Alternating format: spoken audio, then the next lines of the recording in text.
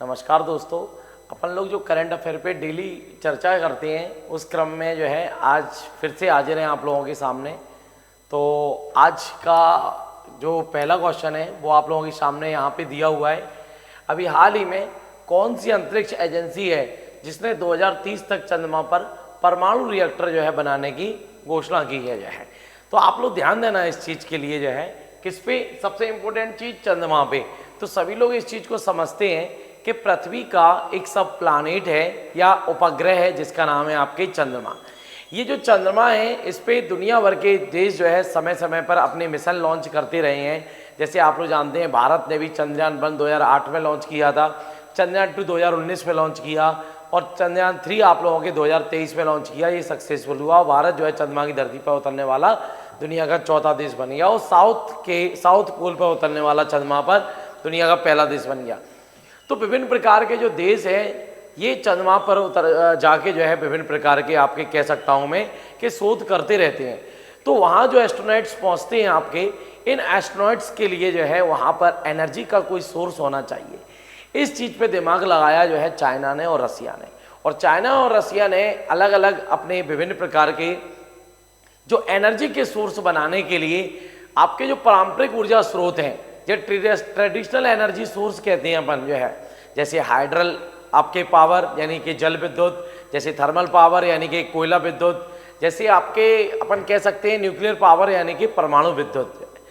तो वहाँ चूँकि जल तो है नहीं जो है आपके चंद्रमा पे, और ना ही वहाँ पे आप लोगों के लिए कोयला अपन जला सकते हैं ताकि एनर्जी बनाए।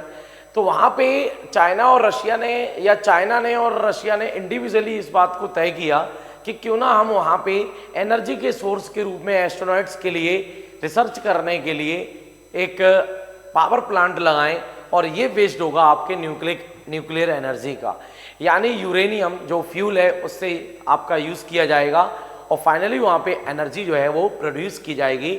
यानी सीधी बात मैं कह सकता हूँ कि परमाणु ऊर्जा संयंत्र लगाने का सोचा। जब चाइना और रसिया के माइंड में ये विचार आया कि हम 2035 तक लगाएंगे, इस बीच जो है नासा दुनिया की सबसे बड़ी स्पेस एजेंसी है, अमेरिका की है, आपकी ध्यान देना है। इसने बोल दिया आप 2035 तक लगाओगे, हम ये काम 2030 तक ही कर डालेंगे जो है। तो अभी हाल ही में नासा ने इस बात की घोषणा कर दी कि हम जो है चंद्रमा पर एस्ट्रोनॉट्स जो होते हैं इनके लिए एनर्जी सोर्सेज के रूप में यहाँ पे हम न्यूक्लियर पावर प्लांट जो है वो आपका लगाएंगे जो है। तो अभी हाल ही में नासा ने घोषणा कर दी है कि हम चंद्रमा पर, मून पर जो है क्या लगाएंगे, आपके न्यूक्लियर पावर प्लांट जो है लगाएंगे, जिससे हम एनर्जी के लिए प्रोड्यूस करेंगे, एनर्जी बनाएंगे। तो वही सब चीज़ें आपकी लिखी हुई हैं। इसकी क्षमता होगी 100 किलोवाट। 2030 तक ये बन के आपके तैयार हो जाएगा, इस बात को आप लोग ध्यान रखना, ठीक है। तो वही सब चीज़ें हैं जो मैंने आपके यहाँ पर लिखी हुई हैं, जिससे मानव के लिए वहाँ पर बस्तियाँ कैसे बसेंगी, वैज्ञानिक अनुसंधान कैसे होंगे, उन सब चीज़ों का यहाँ पर पता चलेगा। नासा 1958 में इसका फॉर्मेशन हुआ था, वाशिंगटन डीसी में इसका हेडक्वार्टर है और सीम डर्फी वर्तमान में कौन है, इसके चेयरमैन। ध्यान रखना, थोड़ी सी चीज ये सब बात है। चलिए अब यहाँ पे स्पेस से रिलेटेड जो भी आप लोगों के वन लाइनर फैक्ट हो सकते हैं, हमारा ये ट्रेडिशन रहा है या यूँ कहूँ कि हमारा ये शैली रही है हमारे पढ़ाने की। हम हर क्वेश्चन के बाद एक स्लाइड लगा देते हैं जिसमें आप लोगों के वन लाइनर फैक्ट वो होते हैं जो कि रिवीजन होता है। तो वही सब चीज़ें आप लोगों के यहाँ पर लिखी हुई हैं, थोड़ा सा आप इसको देख लीजिएगा। अगला क्वेश्चन लिखा हुआ है अभी हाल ही में 2025 के 79वें यानी 79वें स्वतंत्रता दिवस समारोह का जो सब्जेक्ट है, जो थीम है, जो विषय है वो क्या है, तो वो है आपका न्यू इंडिया यानी नया भारत। आप सभी लोग जानते हैं इस चीज़ के लिए हम जो है 15 अगस्त 1947 को आज़ाद हुए थे और इस साल 2025 में हम जो है 79वां आपका इंडिपेंडेंस डे जो है वो सेलिब्रेट कर रहे हैं जो है। तो हमें ध्यान देना है इस चीज़ पे जो है कि इसकी जो थीम है वो क्या है, नया भारत इसकी जो है वो थीम है जो है। अब मैं कुछ बेसिक चीज़ें आप लोगों के लिए बताऊं। यहाँ पे नरेंद्र मोदी जो देश के प्राइम मिनिस्टर हैं, सभी लोग जानते हैं प्राइम मिनिस्टर जो है होते हैं वो लाल किले की प्राचीर पर तिरंगा फहराते हैं। तो सबसे ज़्यादा आज तक लाल किले पर तिरंगा फहराया है जवाहरलाल नेहरू ने, टोटल 17 बार। तो नरेंद्र मोदी जी ने इस साल जो है 12वीं बार तिरंगा फहराया है। और इन्होंने रिकॉर्ड तोड़ दिया है किसका, जो है आपका इंदिरा गांधी का। इंदिरा गांधी ने जो है उनका रिकॉर्ड की बराबरी पिछले साल ही कर ली थी 2024 में। इंदिरा गांधी ने लाल किले की प्राचीर से प्रधानमंत्री के रूप में टोटल 11 बार तिरंगा लहराया है, जबकि नरेंद्र मोदी ने इस साल 12वीं बार तिरंगा लहरा दिया है। और ये वाली बात तो हम जानते ही हैं जो है कि नरेंद्र मोदी जो है ये जवाहरलाल नेहरू के बाद दूसरे सबसे ज़्यादा समय तक रहने वाले प्रधानमंत्री अब बन चुके हैं। इंदिरा गांधी का रिकॉर्ड इन्होंने अभी हाल ही में रिसेंटली क्या कर दिया है, ब्रेक कर दिया है। इस बात को ध्यान रखना। तो वही चीज़ें लिखी हुई हैं यहाँ पर, इस बात को ध्यान रखना। 1090 लोगों के लिए इस साल जो है आपके वीरता सेवा पदक से सम्मानित किया जाएगा। और इस बार की जो थीम है आपके नया भारत, समृद्ध, सशक्त और साहसी भारत। ठीक है, तो ये आपके जो थीम है जो है ये 2047 के विजन के लिए, 2047 के आपके विजन के लिए दर्शाती है। आपको मालूम है इस चीज़ के लिए कि 2022 में हमने आज़ादी का अमृत महोत्सव मनाया, यानी आज़ादी की 75वीं सालगिरह मनाई, और आज़ादी की 100वीं सालगिरह अपन मनाएंगे 2047 में, यानी 2047 में। और हमने ये सपना देखा है कि 2047 तक हम देश के लिए विकासशील से विकसित भारत बनाएंगे। उसी चीज़ पर बेस्ड है आपके ये थीम। और आपका ये स्वतंत्रता दिवस में विशेष अतिथियों के रूप में दिल्ली के जो सफाई कर्मचारी हैं 50, उनके लिए विशेष अतिथि के रूप में आपका बुलाया गया था नरेंद्र मोदी जी ने, ध्यान रखिएगा। तो ये बेसिक चीज़ें, वही सब चीज़ें लिखी हुई हैं जो मैंने आपको बताई। नरेंद्र मोदी जी का इस साल का जो भाषण था आप लोगों के, ये 104 मिनट का था, आपको ध्यान रखना है, 103 मिनट का, सॉरी। और ये सबसे लंबा भाषण है लाल किले की प्राचीर से किसी प्रधानमंत्री का, ध्यान रखना है। सबसे शॉर्ट में भाषण दिया था जवाहरलाल नेहरू ने 1954 में, ये 14 मिनट का भाषण था ओनली। तो ये बेसिक चीजें आपको थोड़ी थोड़ी सी ध्यान रखना है।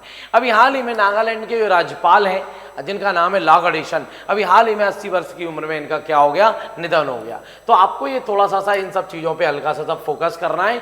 कुछ लोगों की डेथ हुई है रिसेंटली, उनका ध्यान रखना है। अभी कुछ दिन पहले अपन लोग पढ़े हुए थे, अभी कुछ समय पहले ही जो है जम्मू कश्मीर के पूर्व राज्यपाल थे सत्यपाल मलिक, इनका भी अभी हाल ही में कुछ क्या हुआ था, निधन हुआ था।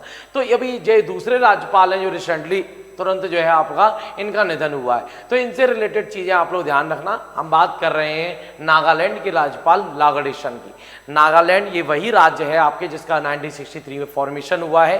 कोहिमा जिसकी कैपिटल है, नेफेरू जिसके कौन है आप लोगों के जो है चीफ मिनिस्टर है। और अभी हाल ही में अजय कुमार भल्ला के लिए इस राज्य के अंदर लागडेशन की डेथ के बाद जो है क्या बना दिया गया है, यहाँ का राज्यपाल बना दिया गया है। तो ये बेसिक चीजें आप लोगों के लिए थोड़ी थोड़ी सी ध्यान रखना है। अभी हाल ही में कुछ महत्वपूर्ण व्यक्तियों की डेथ हुई है, तो इनके नाम आप लोग थोड़ा सा ध्यान रखना, किन किन व्यक्तियों की कब कब डेथ हुई है। जैसे नाइजीरिया के पूर्व राष्ट्रपति मोहम्मद बुहारी का अभी हाल ही में निधन हुआ।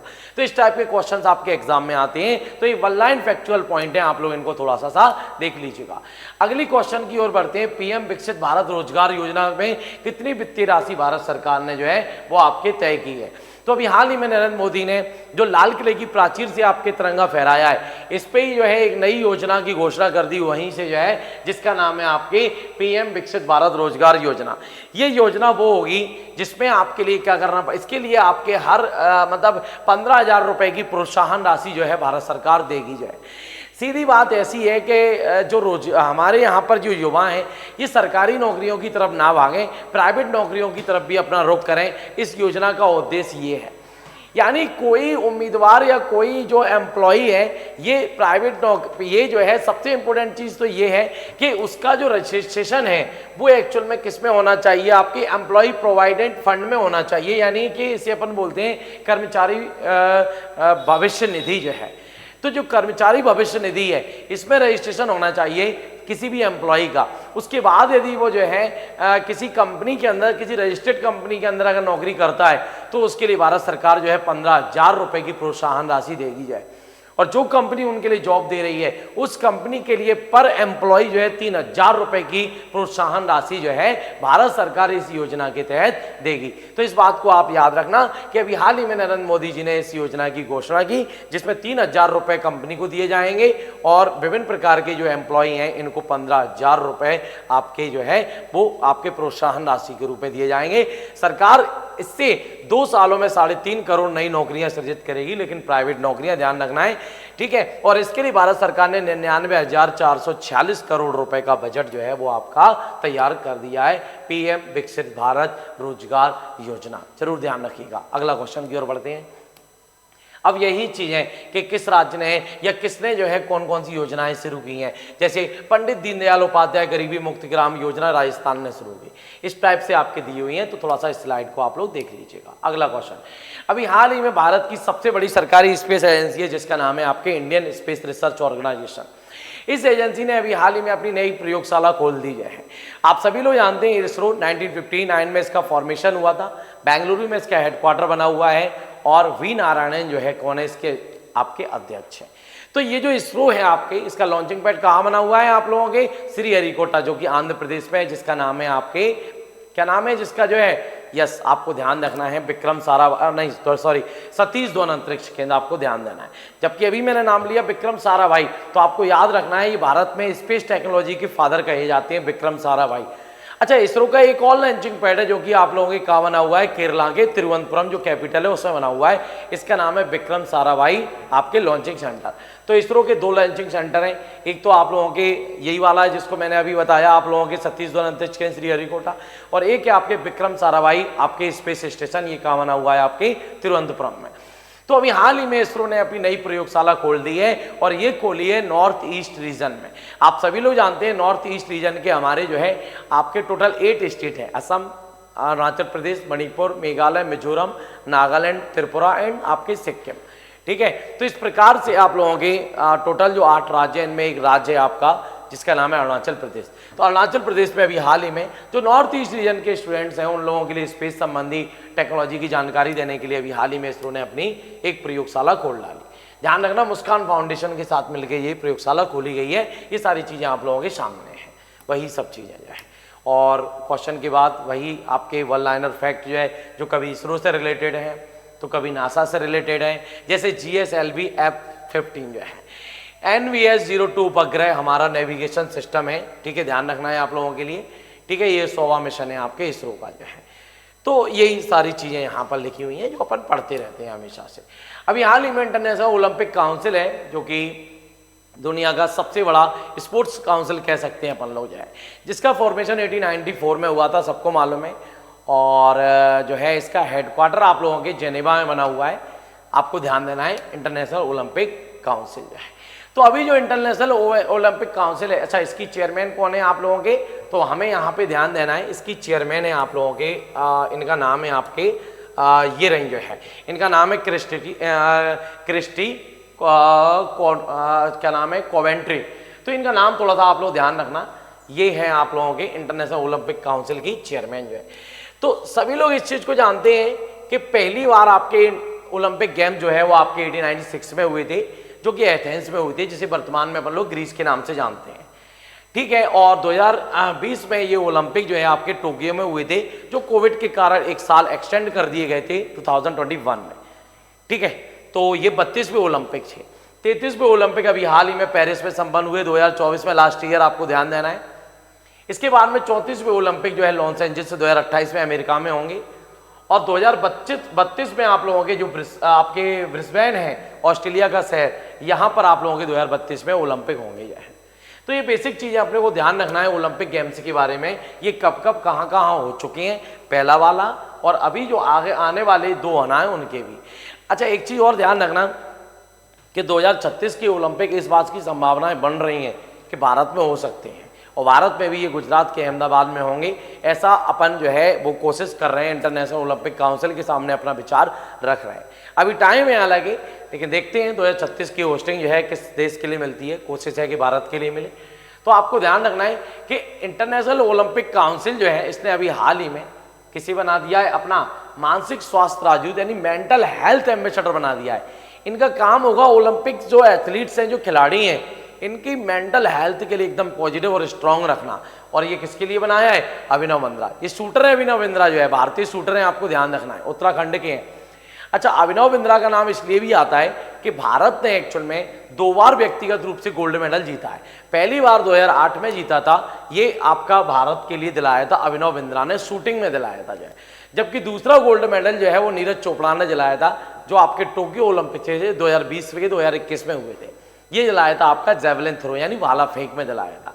तो भारत के लिए पर्सनल जो है 2 बार आपके जो है गोल्ड मेडल इन्होंने ही दिलाया। जबकि भारत की जो हॉकी टीम है इसने भारत के लिए 6 बार या यूं कहूं कि 8 बार जो है गोल्ड मेडल दिलाया है। भारत को अब तक जो है 10 गोल्ड मेडल जो है वो आपके मिल चुके हैं। तो अभी हाल ही में मेंटल हेल्थ एम्बेसडर किसे बनाया है, अभिनव बिंद्रा को, तो वो सारी चीजें दी हुई हैं। अभिनव बिंद्रा से रिलेटेड कुछ चीजें यहाँ पर जो है वो लिखी हुई हैं। 2002 में इनके लिए भारत के सबसे बड़े खेल पुरस्कार मेजर ध्यानचंद खेल रत्न से सम्मानित किया गया है, ध्यान रखना जो है।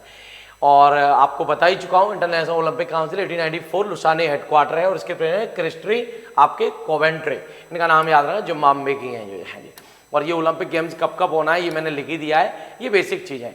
अच्छा, 2-3 बार आपके ओलंपिक गेम्स रद्द भी हुए हैं, इस बात को ध्यान रखना जो है। एक बार रद्द हुए थे प्रथम विश्व युद्ध के समय पे और 2 बार रद्द हुए हैं जो है द्वितीय विश्व युद्ध के समय पे, 3 बार रद्द हुए हैं टोटल, तो वो यहाँ पे लिखा हुआ है आपके सामने जो है। तो ये बेसिक चीजें आपको सारी चीजें ध्यान रखना है।